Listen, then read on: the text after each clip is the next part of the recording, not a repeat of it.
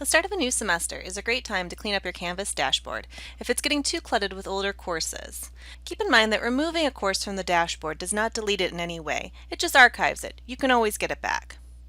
If you want to add or remove courses from your dashboard, begin by clicking on Courses from the left-hand purple menu. Scroll to the very bottom of the list and click on All Courses. This will bring up a list of all courses you've been associated with at the university since 2016. To add and remove courses from your Canvas dashboard, you want to click the gold star. If this is the very first time you're doing this, once you star 1 and make the star gold, this will remove everything else from your dashboard. So please don't worry if all of a sudden you only have one class on your dashboard. They are still all there, you just need to come back and star a few more to put them back. Anything that has a star appears on the dashboard, everything else is only accessible through clicking on Courses and then All Courses. On the actual dashboard, you also have the ability to move courses around. So if you would like certain courses up at the top and other ones down below, you can just click and drag, and this moves them to wherever you'd like.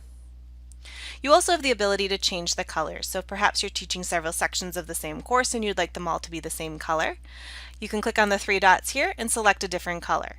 You can also put in a hex code if you prefer to use a specific color. So for example, Niagara University's purple is this hex code, and then you can say apply. That'll change it to the appropriate color.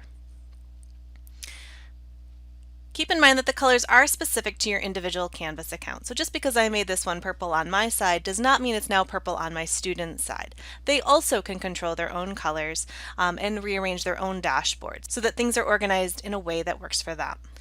Last thing I'm going to point out is unpublished courses always pool at the very bottom. So if you're looking for a course that you have not yet started working for, you'll scroll down to the bottom to find your unpublished courses.